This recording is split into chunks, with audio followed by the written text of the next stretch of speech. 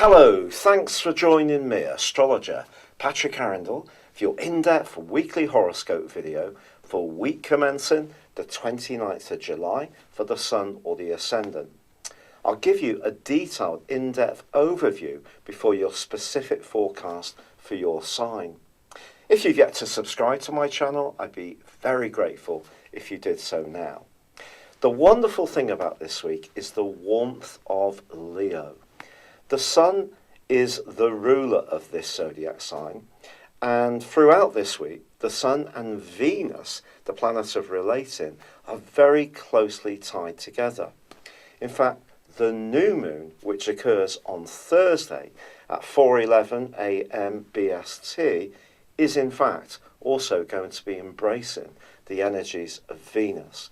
So for the following month, it really gives us an opportunity. In fact, for the first 3 weeks of August, the Sun and Venus are broadly close together in this alliance. It gives us an opportunity to move into a much freer, upbeat, refreshing, expressive and warming phase of the year. Now, the politics which have dominated much of July are not completely at an end. The good news, of course, is that Mercury has now come to the end of its retrograde, or it does as this week begins.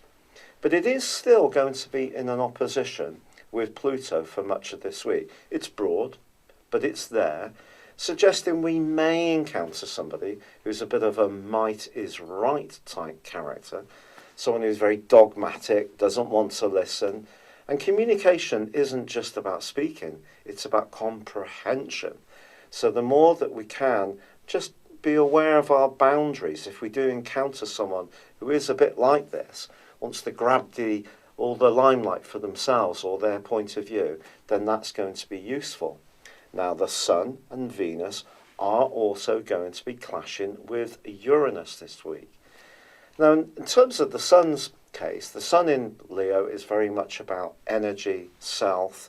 It's about our individuality. It's about the things we enjoy doing, whether it's creative projects, socialising, being with our kids if we got them, or perhaps if we're wanting to have a more romantic time of it, the Sun's combination with Venus is obviously very exciting.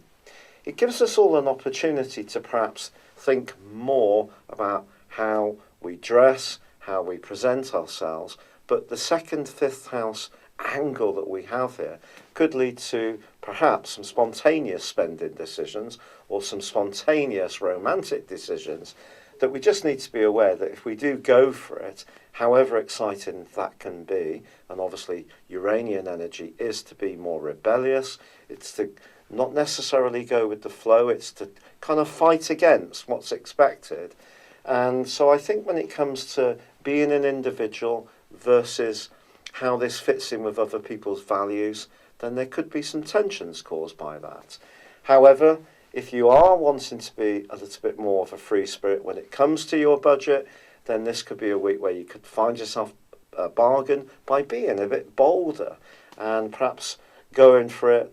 But it's also important to understand that any kind of indulgence, or overindulgence anyway, may have the downside to it. But I think the glorious combination between the Sun and Venus and the new moon in Leo is really what we should focus on most of all. It gives us a chance to revive, to rekindle some fire after all that watery, earthy energy which has dominated so much across the whole of July. Your specific forecast, Cancer, has a real good news story. Mercury, the planet of communication, is going to start moving forwards from the start of the week. That's something that's going to help a logjam potentially get unblocked. But it's just worth being mindful that on the other side of the heavens, Pluto remains, tiny Pluto, a very influential influence. So when it comes to balancing what you want to achieve with situations from an individual perspective, in terms of what others might expect of you and how you can achieve some form of collaboration, not taking too entrenched a position is going to be helpful to you. It's also true this week that with the Sun alongside Venus and a new moon in your sector of resources, there is a great opportunity to improve things. And some good luck can come your way over the next 4 weeks in this regard. But it's also true to say that you may become much more conscious of your longer term future, and if there's a degree for greater flexibility or an openness to new ideas, this may create a certain degree of tension or anxiety if you feel that you will have to change your approach. But you're in such a strong position at the moment to attract goodness to you, especially with Jupiter broadly in a very good angle with Mars, then I think the cosmic winds are going to fill your sails. It's just possible that it can't be absolutely on your terms. There may be a little bit of flexing to be done. And if you can just accept this and realise that some kind of adjustment may still be necessary, then that can just free you up. Just prepare yourself. We live in a world which is changing so quickly. If you can just accept that more readily, I think the opportunities will start to queue up for you more quickly. It's been a real pleasure being with you, Cancer. I'd love it if you would like or comment on this video, or if you've yet to do so, please do subscribe to my channel. If you'd like to have a personal consultation with me or order one of my printed personal horoscope reports, please see the link beneath this video. But for now, good luck and goodbye.